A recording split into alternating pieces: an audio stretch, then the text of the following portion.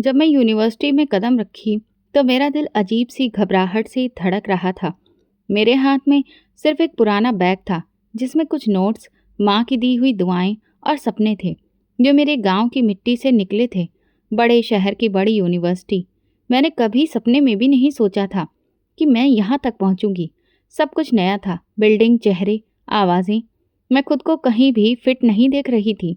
University का पहला दिन था और मैं वक्त से पहले आ गई थी। कुछ लड़कियां सीढ़ियों पर खड़ी हंस रही थीं। मैं खामोशी से उनके पास से गुजरी। मेरे कपड़े साधारण थे, हल्के से प्रेस किए हुए सलवार कमीज, पुराने से जूते और दुपट्टे का पल्लू बार बार गिर रहा था। मेरी चाल में आत्मविश्वास की जगह सावधानी दिख रही थी। जैसे ही मैं एक क्लास में दाखिल हुई, आंखों का एक झुंड मेरी तरफ मुड़ा। वे नज़रें जिनमें हैरत कम और दिलचस्पी ज़्यादा थी। मैंने नज़र झुका ली और एक कोने में ज़मीन पर बैठ गई क्योंकि सारी कुर्सियां भर चुकी थीं। किसी ने भी अपनी सीट खाली करने की पेशकश नहीं की। मैंने सोचा कि शायद सब यही करते हैं, लेकिन मेरा भ्रम उस वक्त टूटा जब एक लड़की ने जोर से कहा, वो देखो, नौकरानी की बेटी यूनिवर्सिटी में आ गई है। नीचे बैठेगी या झाड़ू भी लाई है। एक जोरदार हंसी की झनकार गूंजी, जैसे क्लासरूम नहीं, कोई तमाशा हो। मेरी सांसें रुक गईं। मैंने सिर्फ सर झुकाया, कुछ नहीं कहा। मेरी आंखों में नमी थी, पर मैं जानती थी इस वक्त अगर रो दी तो ये मेरी हार होगी, और उन सब लड़कियों के लिए भी जो आज भी दरवाजे के बाहर सपना लिए खड़ी हैं। एक और लड़की ने जोर से कहा, सानिया, देखो इसका बैग, शायद नाले के पास रखा था, बदबू आ रही है। मुझे लगा जैसे जमीन मुझे निगल ले, लेकिन नहीं, वही जमीन थी जो मेरी बुनियाद थी, जिस पर मैं पलकर बड़ी हुई थी। मैं जानती थी कि मैं वहाँ किसी को खुश करने नहीं, बल्कि कुछ बनने के लिए आई हूँ। क्लास शुरू हुई तो एक लंबा चौड़ा प्रोफेसर क्लास में दाखिल हुआ। बिना किसी से कुछ कहे उसने लेक्चर देना शुरू कर दिया। मैं बहुत ध्यान से सुन रही थी, कोशिश कर रही थी कि हर शब्द अपने दिमाग में सुरक्षित कर लूं। मेरे पास नई किताबें नहीं थीं, बस एक साधारण कॉपी और पुराना पेन, लेकिन हिम्मत ताज़ा थी। दिल की गहराइयों में जलती वो आग जिसे नज़रअंदाज नहीं किया जा सकता। लेक्चर खत्म होने के बाद सब अपने ग्रुप में गप्पे मारने लगे। मैं लाइब्रेरी की ओर बढ़ गई। लाइब्रेरी में दाखिल होते ही एक नौजवान लड़का किताबों को ठीक से रख रहा था। उसने मेरी तरफ देखा और मुस्कुराकर बोला, पहला दिन है, अगर कोई किताब चाहिए हो तो बता देना, मैं मदद कर दूंगा। मैंने बस सर हिलाया, ना कोई रुतबा झाड़ना और ना कोई एहसान दिखाना, बस एक साधारण सी बात। लेकिन उस बात में वो एहसास था जो आज तक मुझे किसी क्लासमेट से नहीं मिला। मैंने किताबें निकालकर कुछ नोट्स बनाए और वापस हॉस्टल के लिए निकल पड़ी। रास्ते में वही ग्रुप फिर मिला। एक लड़की बोली, अगली बार जल्दी आ जाना, वरना नीचे ही जगह मिलेगी। वैसे तुम्हारे जैसे लोगों की असली जगह नीचे ही होती है। मैंने इस बार भी कोई जवाब नहीं दिया, बस दिल में एक बात उतर गई, अब मैं ज़मीन पर बैठूंगी, लेकिन एक दिन यही लोग मेरी ऊंचाइयों को मानने पर मजबूर होंगे। उस रात मैंने माँ को फ़ोन करके सिर्फ इतना कहा, माँ, यहाँ सब मुझे नीचा दिखाते हैं। माँ की आवाज़ आई, बेटी, नीचे देखने वालों को भगवान एक दिन ऊपर उठा देता है, सब्र करो। मैंने उस रात खुद से वादा किया, जो भी हो, किसी को ये एहसास नहीं होने दूंगी कि मैं टूट रही हूँ। यूनिवर्सिटी का पहला दिन गुजर चुका था, लेकिन उसका असर मेरे कदमों से चिपक कर रह गया था। अगले दिन मैं समय पर पहुंची और इस बार भी सबसे पीछे ज़मीन पर बैठने के लिए जगह ढूंढी। किसी को कोई फर्क नहीं पड़ा। मुझे जल्दी ही अंदाजा हो गया था कि यहाँ अपने सिवा मेरा कोई नहीं है। क्लास के नोट्स अक्सर ग्रुप में बांटे जाते, लेकिन मुझे कभी शामिल नहीं किया गया। अक्सर लेक्चर के बाद प्रोफेसर बेहतरीन किताबों के नाम बताते, लेकिन जिनके पास मोबाइल फ़ोन थे, पीडीएफ या नए एडिशन की तस्वीरें होती, वही आगे बढ़ पाते। मेरे लिए लाइब्रेरी ही एकमात्र सहारा थी, वो भी समय सीमा के साथ। एक दिन मैंने एक क्लासमेट से पूछा, अगर तुम्हारे पास पिछले सेमेस्टर के नोट्स हों तो क्या तुम मुझे दे सकती हो? उसने बिना मेरी तरफ देखे कहा, मुझे याद नहीं कहाँ रखे हैं। वैसे भी तुम्हें तो सब रट लेना है ना, नोट्स की क्या ज़रूरत है? उस जवाब ने मेरे अंदर कुछ ठंडा कर दिया, जैसे कोई दरवाज़ा था जो पूरी आवाज़ के साथ बंद हो गया। मैं चुपचाप पलटी और खुद से कहा, ठीक है, अब खुद ही सब कुछ करना होगा। हर रोज़ की तरह मैं सबसे पहले क्लास में आती और सबसे आखिरी में जाती। लाइब्रेरी मेरी पनाहगाह बन चुकी थी। कुछ किताबें इतनी पुरानी थीं कि उनके पन्ने हाथ लगाते ही झड़ने लगते, लेकिन मैं पुरानी किताबों से नई दुनिया तलाशने की कोशिश करती। जो भी टॉपिक समझ में नहीं आता, उस पर घंटों बैठकर सोच विचार करती। एक दिन मैं मैथ के एक मुश्किल सवाल में उलझी हुई थी, जब एक आवाज़ आई, अगर तुम चाहो तो मैं समझा सकता हूँ। मैंने चौंक कर देखा तो वही लड़का जो पिछले हफ्ते लाइब्रेरी में किताबें ठीक कर रहा था, सामने खड़ा था। वो मुस्कुरा रहा था, लेकिन उसकी मुस्कान में दिखावा नहीं था। मेरा नाम अमर है। हम एक ही क्लास में हैं। तुम हर वक्त कुछ ना कुछ पढ़ती रहती हो, कभी थकी हुई नहीं लगती। मैंने धीरे से सिर हिलाया। ज़रूरत है, समझना ही पड़ता है, क्योंकि पूछने का अधिकार मुझे मिला नहीं। अमर बैठ गया और मेरे सवाल पर विस्तार से बात करने लगा। उसकी समझदारी हैरान कर देने वाली थी। बातों बातों में उसने बताया कि वो खुद भी स्कॉलरशिप पर आया है, लेकिन क्योंकि उसका लहजा शहरी था और कपड़े महंगे, किसी ने सवाल नहीं किया। उस दिन के बाद जब भी कोई मुश्किल सवाल होता, अमर मेरी मदद करता। वो खुद भी व्यस्त होता, लेकिन मुझे समय देता। एक दिन जब हम क्लास से निकल रहे थे, एक लड़की ने अमर से कहा, तुम्हें वाकई यही साथी मिला है? अमर ने सुकून भरे लहजे में जवाब दिया, हाँ, क्योंकि ये पढ़ने आई है, दिखावा करने नहीं। वो लड़की कुछ बोली नहीं, बस तेवर बदलकर चली गई। मुझे हैरत हुई कि किसी ने मेरे लिए आवाज़ उठाई, बिना ये सोचे कि लोग क्या कहेंगे। कभी कभार अमर मेरे लिए पुराने सेमेस्टर के नोट्स प्रिंट करवा कर लाता, कभी नई किताबों की फ़ोटो कॉपी कर देता। एक बार उसने मेरे लिए फिजिक्स का एक मॉडल भी बना दिया। जब हमें एक प्रोजेक्ट में हिस्सा लेना था, मुझे किसी ने अपने ग्रुप में नहीं लिया था। तुम अकेले भी कर सकती हो, मैं मदद करूँगा, लेकिन ये ग्रुप असाइनमेंट है, नंबर नहीं मिलेंगे। मैं बात कर लूँगा सर से, तुम बस काम पूरा कर लो, उसने कहा। उसकी दी हुई चीज़ों और सलाह से मैंने मॉडल बनाया। प्रोफेसर ने जब देखा तो हैरान रह गए, पूछने लगे कि किसकी मदद से बनाया। मैंने सच सच कह दिया, अमर ने मदद की है, लेकिन काम मैंने खुद किया है। प्रोफेसर ने सिर हिलाया, कुछ भी नहीं कहा, लेकिन इस बार पहली बार ऐसा लगा जैसे उन्होंने मेरी मौजूदगी को महत्व दिया है। यूनिवर्सिटी में 2 हफ्ते गुजर चुके थे। मैं अभी तक एक भी किताब खरीदने के काबिल नहीं हो पाई थी।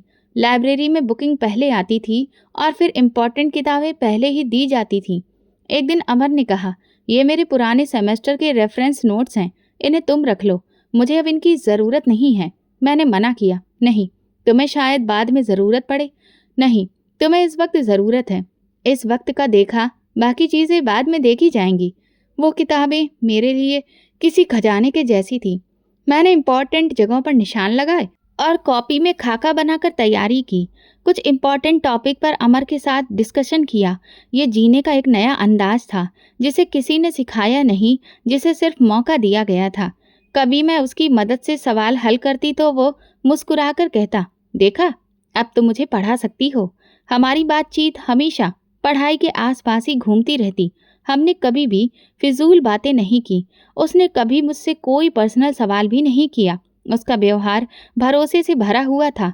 वो मेरी इज्जत करता था, जैसे मैं कोई कमज़ोर लड़की नहीं बल्कि एक काबिल इंसान हूँ। पूरे 4 साल मैंने यूनिवर्सिटी का हर लेक्चर, हर प्रेजेंटेशन ज़मीन पर बैठकर सुना। शुरू में ये मजबूरी थी, फिर आदत बन गई और आखिर में मेरी पहचान। शुरू के महीनों में मुझे ये लगा था कि शायद ये वक्त के साथ है, और जैसे जैसे वक्त आगे बढ़ा, लोग बदल जाएंगे, लोगों का व्यवहार नरम हो जाएगा, लेकिन कुछ भी नहीं बदला। चौथे सेमेस्टर में जब रिसर्च वर्क शुरू हुआ तो ग्रुप बने। सबने अपने दोस्तों के साथ ग्रुप बना लिया। मेरा नाम किसी भी लिस्ट में नहीं था। अमर मेरे पास आया, मैंने सर से बात कर ली है, हम दोनों अलग अलग ग्रुप में होंगे। मैंने पूछा, सर ऐतराज़ नहीं करेंगे? वो कहने लगा, अगर करेंगे भी तो क्या, 2 लोग हैं, काम तो पूरा होगा ना, और हम पूरा करके दिखाएंगे। रिसर्च के लिए हमें कई अलग अलग जगहों की विजिट करनी पड़ी। ऐसी जगहों पर लोग मेरे कपड़ों को देखकर सवालिया नज़रों से देखते। अमर हमेशा बात को संभालता। एक दिन हमें एक ऑफिसर का इंटरव्यू लेना था। मैंने सवाल तैयार किए। जब हम पहुंचे तो उसने अमर से कहा, ये आपकी स्टाफ हैं? अमर ने संजीदगी से जवाब दिया, ये मेरी टीम लीड है और मैं इनका असिस्टेंट हूँ। इस जवाब पर वो शख्स चुप हो गया और पूरे इंटरव्यू में मेरी तरफ देखकर कायदे से वैल्यू देते हुए बात करता रहा। वापसी पर मैंने कहा, तुमने ज़रूरत से ज़्यादा इज्जत दी। तो उसने मुस्कुराते हुए कहा, मैंने सिर्फ वही कहा जो तुम हो, बाकी लोग कम देखते हैं तुम्हें, तो पूरा देखना चाहिए ना। चौथे सेमेस्टर में एक परीक्षा में मेरे नंबर कम आए। मैंने प्रोफेसर से रिक्वेस्ट की कि मेरी कॉपी दोबारा चेक की जाए। उन्होंने कहा, वक्त गुजर गया है, अब कुछ भी नहीं हो सकता। अमर ने मेरी कॉपी देखी और कहा, ये तुम्हारी नहीं लगती, इसमें तो कई सारे जवाब गायब हैं। हम दोबारा प्रोफेसर के पास गए और इस बार अमर ने सबूत दिए, यहाँ तक कि पुराने असाइनमेंट से मेरा काम भी दिखाया गया। काफ़ी देर बाद प्रोफेसर बोले, ठीक है, मैं दोबारा देख लेता हूँ। कुछ दिन बाद मेरे नंबर अपडेट हो चुके थे। किसी ने माफ़ी नहीं मांगी, लेकिन मेरे काम को माना गया। ये अमर की लगातार कोशिश का नतीजा था। इन 4 सालों में यूनिवर्सिटी का माहौल कभी भी मेरे लिए आसान नहीं रहा। मौसम बदले, सब्जेक्ट बदले, लेकिन हालात वही रहे।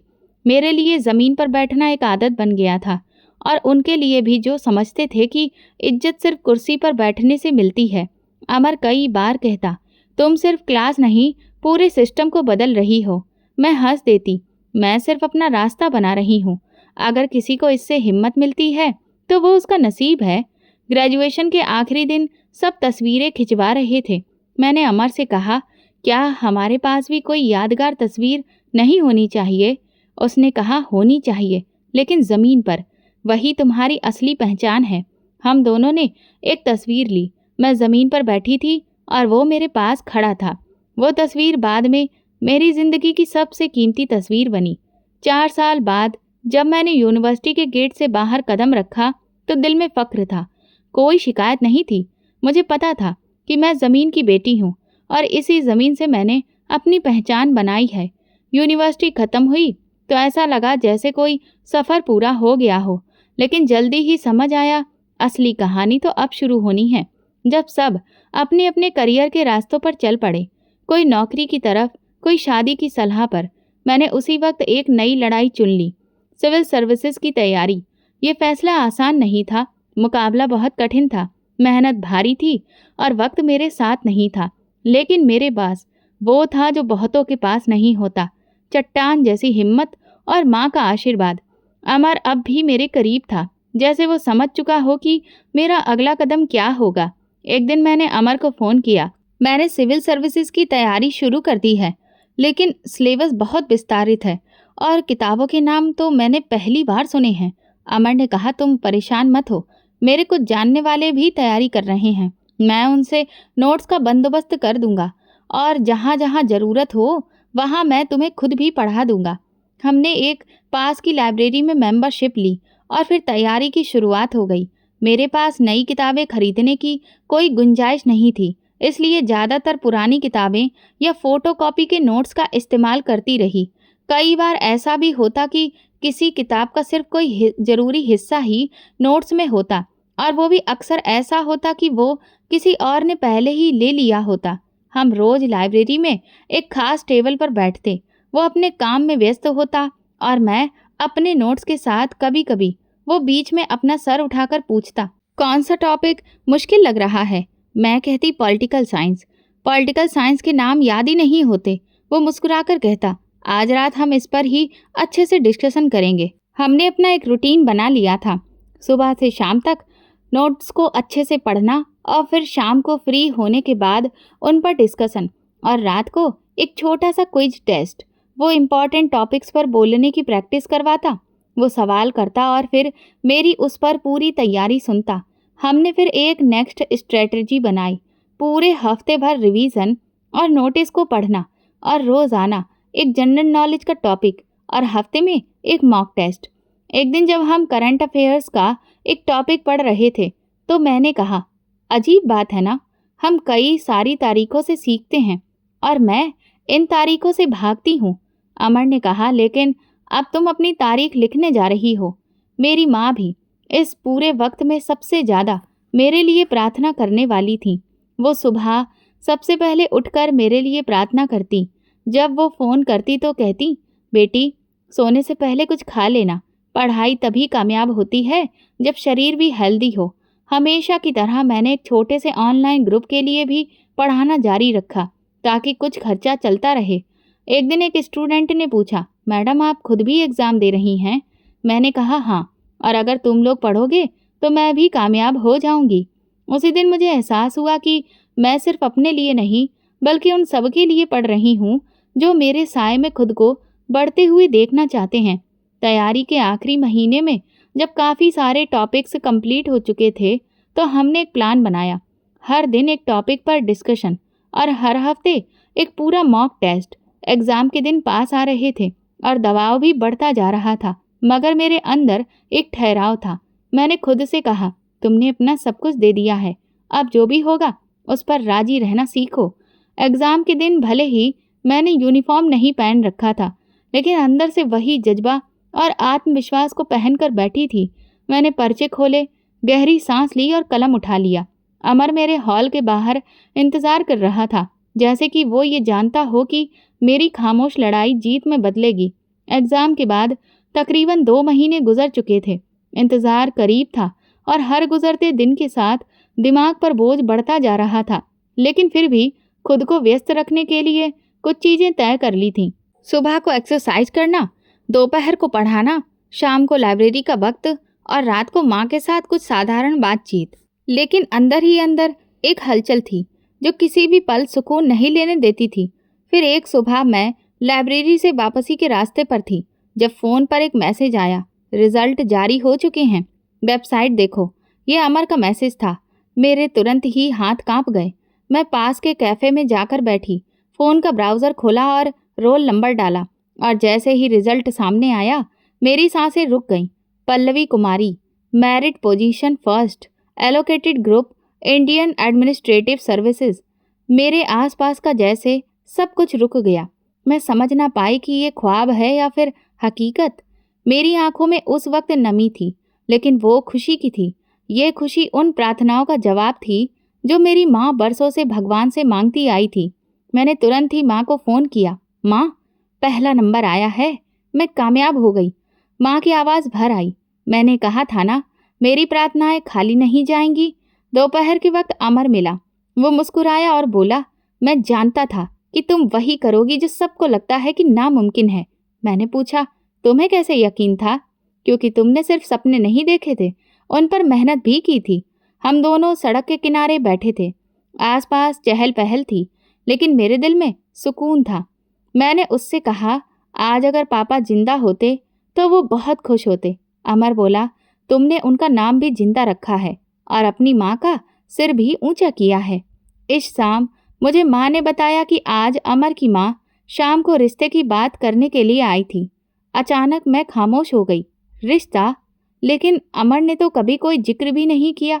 माँ कहने लगी, अमर ने हमेशा तुम्हारी इज्जत की है और ये फैसला तुम्हें बताए बिना नहीं किया। मैं हैरान रह गई। अमर, जिसने हर कदम पर मेरी मदद की, जिसने कभी भी अपनी मौजूदगी को बोझ नहीं बनाया, जिसने कभी मेरे रास्ते में कोई रुकावट नहीं बनाई, वो सब कुछ अपने दिल में रख रहा था। उस रात मैंने सोचा, मैंने तो हमेशा अमर को एक दोस्त समझा, एक साथी, एक रोशनी, मगर वो मोहब्बत जिसमें इजहार नहीं सिर्फ भरोसा हो, वो शायद सबसे अलग होती है। अगले दिन जब मैं अमर से बात कर रही थी तो मैंने उससे पूछा, तुमने अपनी माँ को क्यों भेजा? तुमने मुझसे कभी कुछ भी क्यों नहीं कहा? अमर ने नज़रें झुकाते हुए जवाब दिया, क्योंकि मैं तुम्हें मजबूर नहीं करना चाहता था। मैं चाहता था कि तुम अपने मुकाम तक खुद पहुँचो, अपनी पहचान खुद बनाओ। अगर तुम कभी मेरे साथ ज़िंदगी का सफ़र शुरू करना चाहो तो वो तुम्हारा फैसला हो, किसी दबाव का नहीं। मैं कुछ लम्हों के लिए चुप रही, फिर कहा, मैंने तुम्हें हमेशा अपने करीब पाया है। तुम्हारी बातों और तुम्हारी आंखों में कभी कोई खुदगर्जी नहीं देखी। शायद बस यही काफ़ी है। अमर ने फक्र से कहा, अगर तुम हाँ कह दो तो ये मेरी ज़िंदगी का सबसे कीमती फैसला साबित होगा। मैंने मुस्कुराकर सिर हिला दिया। वो लम्हा भी खामोश था, लेकिन दिलों में शोर था। इस हफ्ते मुझे सरकारी तौर पर सूचना मिली कि मुझे दिल्ली में असिस्टेंट कमिश्नर के पद पर पोस्टिंग दी जा रही है। जो लड़की हमेशा ज़मीन पर बैठा करती थी, अब सरकारी कुर्सी पर बैठने जा रही थी। जब मैंने पहली बार ऑफिस में दाखिल होकर अपनी सीट देखी तो वो कुर्सी सिर्फ एक फर्नीचर का टुकड़ा नहीं थी, वो मेरी पहचान थी, मेरा रुतबा, उन बरसों की मेहनत का सिला और मेरी माँ की प्रार्थनाओं का नतीजा। पहली मीटिंग के बाद मैंने अपने ऑफिस की खिड़की से बाहर देखते हुए खुद से कहा, ये मुकाम मेरा नहीं होता अगर मैं रास्ते में हार मान लेती। शाम को अमर ने कहा, तुमने ये सफ़र खुद तय किया है और आज तुम्हारा वक्त है चमकने का। मैंने जवाब दिया, और तुम वो इंसान हो जो हमेशा मेरे पीछे रोशनी लेकर खड़ा रहा। शायद अब वक्त है कि हम ये रोशनी साथ लेकर चलें। ये किसी भी रोमांटिक फिल्म की तरह नहीं था, बल्कि सच्चाई थी। वो इंसान जो बरसों से मेरे दर्द, मेरी खामोशी और मेहनत का हमसफ़र रहा, अब जिंदगी के सफ़र पर साथ चलने के लिए तैयार था। मेरी माँ ने कहा, बेटी, जो इज्जत तुमने कमाई है वो किस्मत वालों को मिलती है। मैंने माँ का हाथ पकड़कर कहा, ये सब आपकी मेहनत, आशीर्वाद और अमर की खामोशी में छिपी मोहब्बत का इनाम है। बेशक मैं अब वो लड़की नहीं थी जो ज़मीन पर बैठकर सबकी नज़रें सहती थी। अब मैं वो औरत थी जो अपनी हिम्मत, अपनी समझ और अपने सच्चे साथी के साथ ज़िंदगी को एक नए नज़रिए से देख रही थी। और ये एक नई शुरुआत थी। जब माँ ने अमर के साथ मेरे रिश्ते पर खुशी से बात की तो मुझे कोई हैरानी नहीं हुई। उनकी आवाज़ में जो सुकून था वो बरसों की फिक्र और चिंताओं का अंत था। माँ ने कहा, बेटी, वो लड़का सिर्फ तुम्हें पसंद नहीं करता, वो तुम्हारी इज्जत करता है। ये बहुत बड़ी बात है। मैंने भी दिल ही दिल में एक खामोश हाँ कही। हम दोनों ने जिंदगी को नीचे से ऊपर तक पहुंचाने का सफ़र तय किया था। हमारे दुख, हमारे सपने, हमारी जिंदगी की कमियां सब एक जैसे थे, और अब शायद हमारा रास्ता भी एक था। अगले कुछ दिनों में व्यस्तता कुछ ज़्यादा ही बढ़ गई। मोटिवेशनल सेशंस, ऑफिस के ज़रूरी कामकाज और साथ में शादी की बातचीत। मगर इन सब के बीच एक खास खबर ने मुझे चौंका दिया। मेरी यूनिवर्सिटी में टॉपर स्टूडेंट्स के लिए एक विशेष प्रोग्राम आयोजित किया जा रहा था और मुझे वहाँ पर चीफ गेस्ट के तौर पर इनवाइट किया गया था। जब इनविटेशन कार्ड मेरे हाथ में आया तो कुछ लम्हों तक मैंने सिर्फ उस कागज़ को देखा। वही यूनिवर्सिटी, वही बिल्डिंग, वही लोग जिनके सामने मैं अक्सर ज़मीन पर बैठती थी और जिन्होंने मेरी मौजूदगी को गैर ज़रूरी समझा था, आज मुझे स्टेज पर बुलाने वाले थे। ये एक साधारण सा संदेश था, लेकिन उसके अंदर एक पूरी तारीख कैद थी। मैंने अमर से इस बारे में जिक्र किया तो उसने कहा, ये सिर्फ एक प्रोग्राम नहीं, तुम्हारे सफ़र की पहचान है। जाओ, लेकिन वैसे ही जाओ जैसे हमेशा जाती रही हो। तुम्हारी असली ताकत है तुम्हारी सादगी। प्रोग्राम से एक दिन पहले मैंने अपनी एक साधारण सी ड्रेस निकाली, दुपट्टा प्रेस किया और वही पुराने जूते पहने जो यूनिवर्सिटी के टाइम पर खरीदे थे। मुझे वहाँ पर किसी को भी खुश नहीं करना था, मुझे सिर्फ अपना सच साथ लेकर जाना था। प्रोग्राम के दिन सुबह से ही बहुत सारे पैगाम आ रहे थे। यूनिवर्सिटी के स्टाफ के लोग बार बार टाइम को लेकर और मेहमानों के आने से संबंधित प्रोटोकॉल की जांच पड़ताल कर रहे थे। मैंने हमेशा की तरह सादगी को ही महत्व दिया। अपना वही सफ़ेद दुपट्टा, गोल्डन रंग का सूट और वही जूते पहनकर तैयार हुई। ये कपड़े अब मेरे ही किरदार की पहचान बन चुके थे और मैंने आज तक कभी खुद को किसी और के हिसाब से ढालने की कोशिश नहीं की थी। यूनिवर्सिटी के गेट पर पहुंचते ही मैंने वही पुराना सिक्योरिटी गार्ड देखा जिसके सामने मैं अक्सर यूनिवर्सिटी कार्ड दिखाने के लिए खड़ी रहती थी। आज पहचान के लिए मुझे कुछ कहना ही नहीं पड़ा। स्टाफ का एक आदमी मुझे देखते ही तुरंत उठा, मैडम वेलकम, आपको अंदर ले जाने का इंतजाम किया गया है। मैंने उसे थैंक यू कहा और अंदर कदम रखा। वैसा ही लॉन, वैसी ही दीवारें, वही रास्ता, जैसे वक्त एक लम्हे के लिए पीछे चल पड़ा था। कुछ लोग मुझे रास्ते में देखकर सैल्यूट कर रहे थे, कुछ मुझे विश कर रहे थे और कुछ आंखों के किनारों से देख रहे थे, जैसे अभी भी यकीन करना मुश्किल हो कि ये वही पल्लवी है जिसे अब स्टेज पर बुलाया जा रहा है। ऑडिटोरियम में दाखिल होते ही मेरी नज़र सबसे पहली कतार में बैठे कुछ जाने पहचाने चेहरों पर पड़ी। उनमें कुछ प्रोफेसर्स थे जिनकी क्लासेस में मैं हमेशा आखिरी सीट या फिर फर्श पर बैठती थी। कुछ ने मुझे देखा और कुछ ने मुझे नज़रअंदाज किया, लेकिन मेरे कदम मजबूत थे। मैं चल रही थी जैसे हमेशा चलती रही। प्रोग्राम अभी शुरू नहीं हुआ था, मैं अपनी सीट की तरफ बढ़ ही रही थी कि अचानक एक जानी पहचानी आवाज़ कानों से टकराई। अच्छा, तुम वही हो जो हमेशा ज़मीन पर बैठी रहती थी? यहाँ भी कुर्सियाँ कम हैं, नीचे बैठ जाओ। ये कमेंट एक पुराने प्रोफेसर की तरफ से आया था, जिन्हें मैंने हमेशा खामोश तमाशाई के तौर पर ही जाना था। हॉल में एक पल के लिए खामोशी छा गई। वो हंसी जो एक कमेंट के साथ आती है, कहीं गुम हो चुकी थी। सबकी नज़रें मुझ पर थीं। वो लम्हा नाजुक जरूर था, लेकिन मैंने अपनी आवाज़ में कोई तेजी नहीं आने दी। मैंने मुस्कुराकर नरमी से कहा, सर, मैं आज भी ज़मीन पर बैठ सकती हूँ, क्योंकि मेरी बुनियाद ऐसी ज़मीन से है। लेकिन आप बताइए, क्या आप मेरी इजाज़त के बगैर आज इस कुर्सी पर बैठ सकते हैं? जब मैंने माइक पर यह बात कही, मैं आज भी ज़मीन पर बैठ सकती हूँ, क्योंकि मेरी बुनियाद इस ज़मीन से है, लेकिन आप मेरी इजाज़त के बिना इस कुर्सी पर नहीं बैठ सकते। तो हॉल में खामोशी पसर गई थी। एक ऐसी खामोशी जिसमें सिर्फ सोचने की आवाज़ थी। किसी की हंसी नहीं थी, किसी ने मजाक नहीं बनाया, और सबकी नज़रें बस मेरी तरफ जमी रहीं।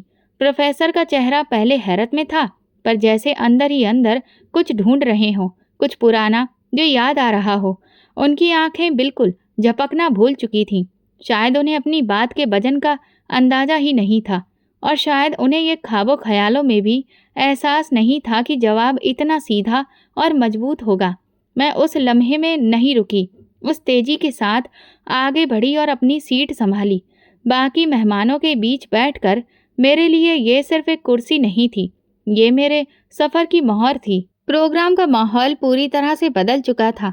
मेज़बान ने अपने अंदाज में मेरी कामयाबी की सराहना की, पर असली बात तो पहले ही हो चुकी थी। जब मुझे स्टेज पर बोलने के लिए बुलाया गया, तो मैंने वो बातें कहीं जो बरसों से मेरे दिल में दबी हुई थीं, लेकिन कभी किसी से कही नहीं थी। एजुकेशन सिर्फ एक डिग्री का नाम नहीं है, ये वो सच है जो हमें दूसरों को इंसान समझना सिखाती है। अगर क्लास में किसी स्टूडेंट के कपड़े उसके अधिकार को कम कर दें, तो फिर वो शिक्षा का मंदिर नहीं, बल्कि सिर्फ एक बिल्डिंग बनकर रह जाता है। मैंने हॉल में मौजूद हर एक चेहरे की तरफ देखा, हर एक आंख को। मैं वही लड़की हूँ जो ज़मीन पर बैठी रही, लेकिन इस ज़मीन से जुड़ने का मतलब था कि मैं अपनी जड़ें गहरी कर रही हूँ, और जब जड़ें गहरी हो जाती हैं, तो पेड़ बहुत ऊंचाई तक पहुँचते हैं। जैसे ही मेरी बात पूरी हुई, तालियां बजने लगीं, लेकिन उन तालियों में जोश कम और सोच ज़्यादा थी।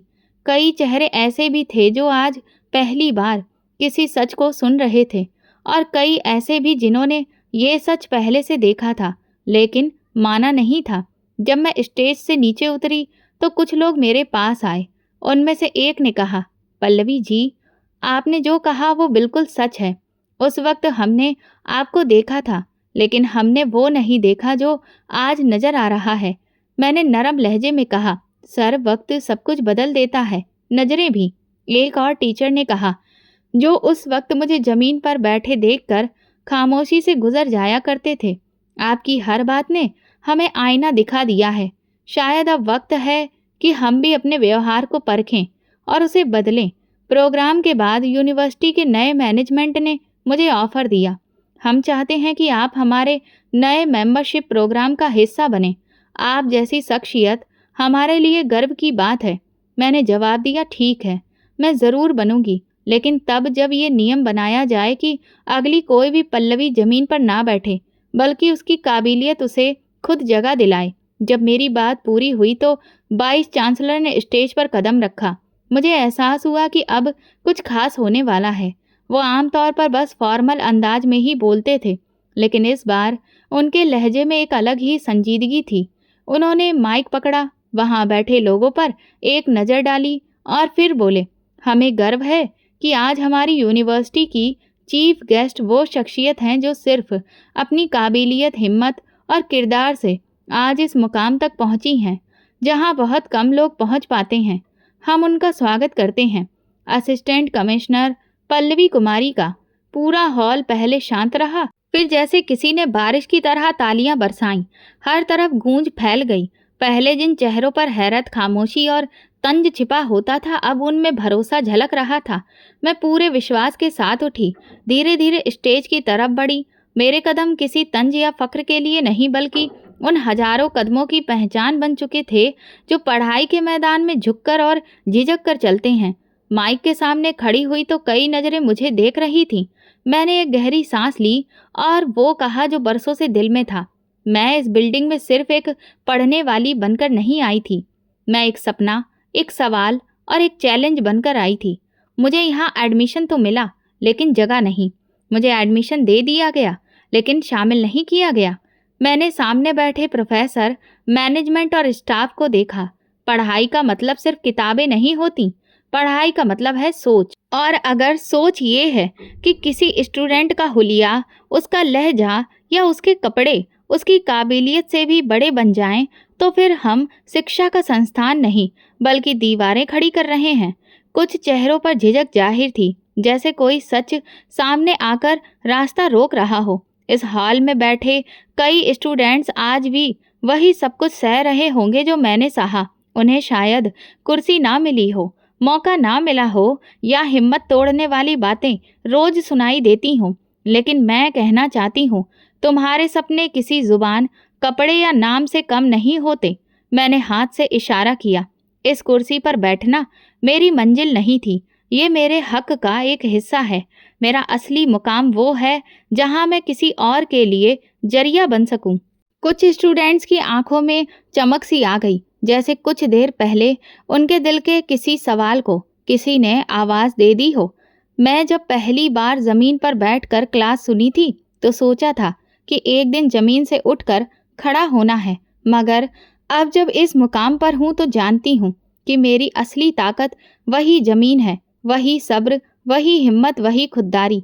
स्टेज पर खामोशी थी, लेकिन वो खामोशी बेमानी नहीं थी, वो लोगों के दिलों में उतरती जा रही थी। मुझे अफसोस है कई बार इस तरह के व्यवहार पर किसी भी प्रोफेसर ने आवाज नहीं उठाई। खामोशी अक्सर जालिम लोगों की मददगार बन जाती है।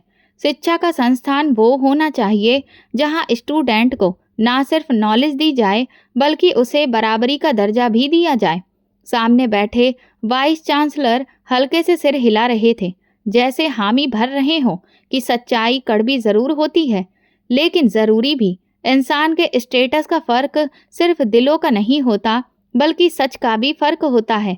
जब हम बच्चों को ये सिखाते हैं कि वे खुद से नीचे लोगों से अलग हैं, तो वे बड़े होकर ताकत को हथियार बनाते हैं, इंसाफ को नहीं। मैं माइक से कुछ कदम पीछे हटकर बोली, आज मैं यहाँ हूँ, लेकिन मेरा असली मकसद यहाँ खड़े होकर सिर्फ भाषण देना नहीं है। मेरा असली मकसद ये है कि कोई और पल्लवी किसी भी संस्थान में इस तरह से शर्मिंदा ना हो। वो कभी भी किसी के तंज का निशाना ना बने, किसी का भी अधिकार जमीन पर ना रखा जाए। मेरी बात खत्म होने के बाद स्टेज पर एक बार फिर से सन्नाटा छा गया, मगर उसके पीछे की आवाज अभी भी हॉल के हर एक कोने में दर्ज हो रही थी, जैसे शब्द दीवारों पर छप चुके हों। मैं अपनी सीट पर वापस आकर बैठी तो महसूस किया कि कई नजरें अब झुकी हुई थीं। वो चेहरे जो पहले बहुत ही आत्मविश्वास से भरे हुए थे, अब अंदर से खामोश और सच में खोए हुए नजर आ रहे थे। प्रोग्राम के बाद जब मेहमानों के लिए चाय का बंदोबस्त हुआ तो मैं भी वहां पहुंची। कुछ लोग बस फॉर्मेलिटी से मिल रहे थे, कुछ खामोशी से खड़े थे। एक लम्हे को महसूस हुआ जैसे सब कुछ कहना चाहते हैं, लेकिन शब्द साथ नहीं दे रहे। पहली बार एक ऐसे प्रोफेसर मेरे पास आए जिन्होंने कभी मुझे नजर भरकर भी नहीं देखा था। उन्होंने धीरे से कहा, पल्लवी, अगर वक्त पीछे ले जा सकता तो मैं बहुत कुछ बदल देता, शायद तुम्हारे लिए कोई कुर्सी निकाल देता। मैंने नरम लहजे में जवाब दिया, वक्त शायद पीछे ना जाए, लेकिन सोच आगे जा सकती है। किसी और के लिए अब वो कुर्सी खाली रखी जा सकती है। दूसरी तरफ से एक सीनियर प्रोफेसर जो अब एक निजी कंपनी में ऊंचे ओहदे पर थे मेरे पास आए। याद है, एक बार तुम लाइब्रेरी में जगह मांग रही थी और हमने इनकार कर दिया था। आज सोचता हूँ हमने तुमसे नहीं, अपनी ज़मीर से इनकार किया था। मैंने कहा, मैं उस वक्त जगह ढूंढ रही थी, आज खुद जगह बनाई है। माफ़ी की ज़रूरत अब नहीं है, बस सीखने की है। उस दिन प्रोग्राम में बहुत लोग मेरे पास आए और उनका लहजा भी बदला हुआ था, जैसे वो अंदर से हिल चुके हों, मगर मेरे अंदर अब कोई खालीपन नहीं था, कोई कमी महसूस नहीं हो रही थी। मैंने अपनी पहचान लोगों के व्यवहार से नहीं, अपनी मेहनत से बनाई थी। एक क्लासमेट ने मुझसे कहा, हम में से किसी को भी नहीं लगता था कि तुम इस मुकाम तक पहुंच जाओगी। तुम्हें नीचे देखना आसान था क्योंकि हम खुद ऊपर नहीं जा सके। मैंने उसकी बात पूरी होने दी, फिर कहा, मैंने कभी ऊपर जाने का सपना नहीं देखा, मैंने सिर्फ गिरने से इनकार किया था। इसी दौरान यूनिवर्सिटी की एक नई स्टूडेंट मेरे पास आई। उसकी आंखों में कुछ सवाल छुपे हुए थे। मैडम, आपसे मिलकर लगा जैसे हम जैसे लोगों के लिए भी कोई रास्ता है। मैंने उसके कंधे पर हाथ रखा और कहा, रास्ता हमेशा होता है, बस अक्सर लोग उस पर चिराग नहीं जलाते। अगर तुम जलाओगी तो तुम्हारे पीछे चलने वाले कम नहीं होंगे। वो लम्हे कीमती थे, लेकिन उनमें जज्बातों का शोर नहीं था। हर बात में वजन था। कई लोग जिन्होंने कभी मेरा मजाक बनाया था, अब नज़र नहीं मिला पा रहे थे। एक प्रोफेसर जिसने कभी मेरी परफॉर्मेंस को भी महत्व नहीं दिया था, वो आकर बोले, तुमने आज जो कहा उससे ज़्यादा मजबूत सबक हमने शायद खुद भी कभी नहीं सीखा था। मैंने मुस्कुराकर जवाब दिया, काश ये सबक मेरे बोलने से पहले आप खुद से सीख लेते। इन बातों में कोई बदले की इच्छा नहीं थी, बल्कि बस ये जानती थी कि अब मैं खुद को मनवा चुकी हूँ और ये पहचान किसी भी माफ़ी की मोहताज नहीं थी। उसी वक्त जिन्होंने मेरी खामोशी को मेरी कमजोरी समझा था, आज मेरी आवाज़ की गहराई सुन रहे थे। एक पुरानी याद अचानक मेरे मन में लौट आई। वो क्लास का दिन, पहले तंज और वो फर्श जिस पर मैंने अपनी पढ़ाई की बुनियाद रखी थी। अगर उस दिन मैं जवाब देती तो शायद ये सफ़र वो न होता जो आज बन गया। मैं हर जख्म को सिखाने में बदल चुकी थी, हर खामोशी को खुद पर यकीन में। अमर ने बाद में फ़ोन पर पूछा, कैसा लगा सबके सामने वो बात कह देना जो बरसों से दिल में थी। मैंने कहा, ऐसा लगा जैसे अंदर का बोझ किसी को बिना सुनाए हल्का हो गया हो और सबको ये याद दिलाना जरूरी था कि पढ़ाई सिर्फ उनका हक नहीं है जिनके पास सब कुछ है। अमर कहने लगा, और तुमने सिर्फ बात नहीं की, तुमने मिसाल भी दी। प्रोग्राम खत्म होने के बाद मैं यूनिवर्सिटी के लॉन में कुछ देर चहलकदमी कर रही थी। वही एक लड़की बेंच पर बैठी मुझे देख रही थी। मैं उसके पास गई तो उसने कहा, मैडम, मैं एक पिछड़े इलाके से आई हूँ। यहाँ अक्सर लोग मेरे बात करने के तरीके पर हंसते हैं, लेकिन आज आपको सुनकर हिम्मत मिली है। मैंने कहा, अपने लहजे से कभी भी शर्मिंदा मत होना। असली पहचान वो है जो तुम्हारे अंदर है, बाहर के शब्द सिर्फ दिखावे होते हैं। वो धीरे से मुस्कुराई, जैसे कोई जख्म थोड़ा सा भर गया हो। उसी दिन के बाद मुझे कई इवेंट्स के इनविटेशंस और मैसेजेस आए, जिनमें तारीफ से ज़्यादा माफ़ी मांगी जा रही थी। लेकिन मैं जानती थी मेरी कहानी अब किसी और की हिम्मत बन चुकी थी। मैं वापस जाते हुए गाड़ी में बैठी तो अपना चेहरा खिड़की की तरफ मोड़ लिया। बाहर मौसम बदल रहा था, शायद अंदर भी। मैंने खुद से कहा, अब शर्मिंदगी का वक्त उनके लिए है जिन्होंने आवाज़ नहीं उठाई, और मेरा वक्त है रोशनी बांटने का। यही मेरा असली मकसद भी था।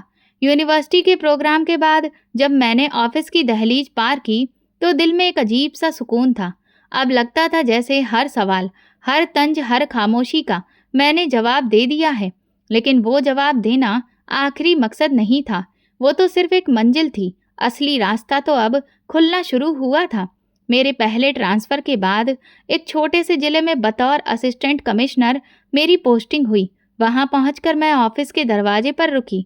वही सादा सा नाम पढ़ा, पल्लवी कुमारी, असिस्टेंट कमिश्नर, और फिर दरवाज़ा खोलकर अंदर दाखिल हुई।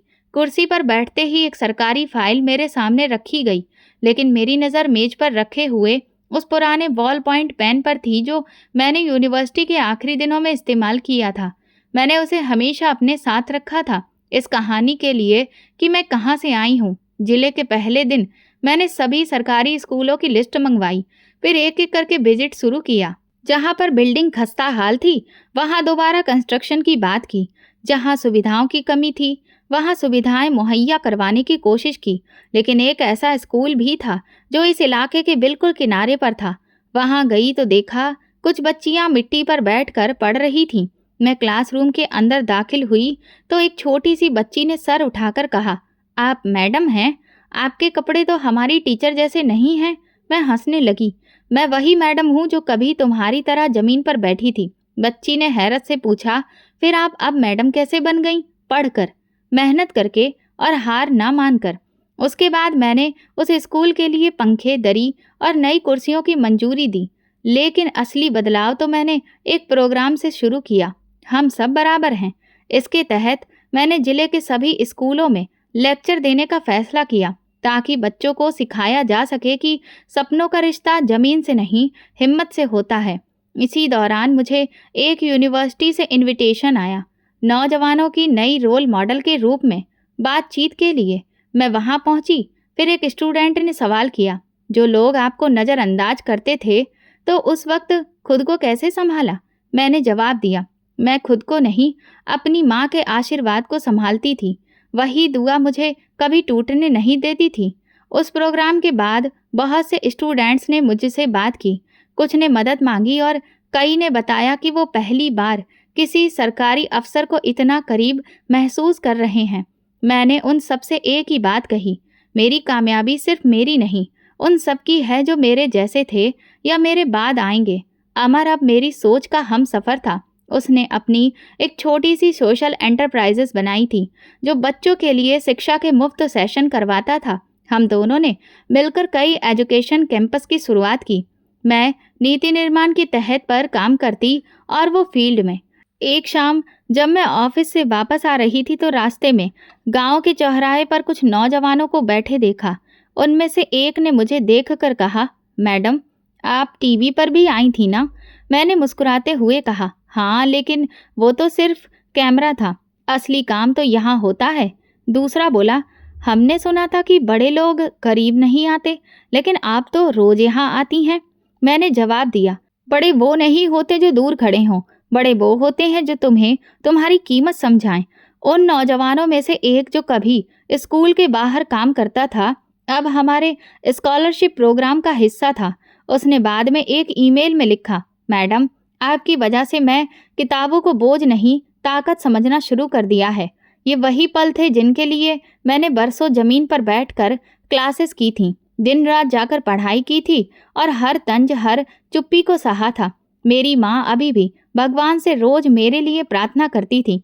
वो अक्सर कहती, बेटी अब तुम दूसरों के लिए दुआ बन चुकी हो। और मैं सोचती हूँ शायद इसी का नाम रोशनी है, जो खुद जले ताकि दूसरों का रास्ता रोशन कर सके।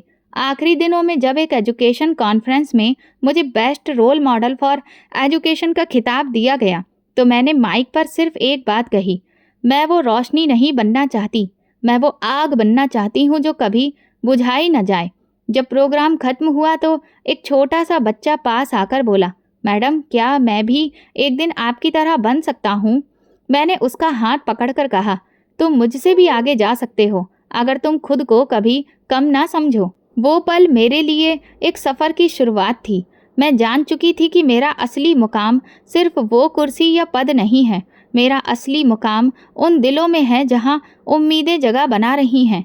मेरी ज़िंदगी का एक पन्ना पूरा हो चुका था, लेकिन कहानी अभी बाकी थी, और जब तक ये आग जलती रहेगी, रास्ते रोशन होते रहेंगे। मैं आसमान की तरफ देखने लगी।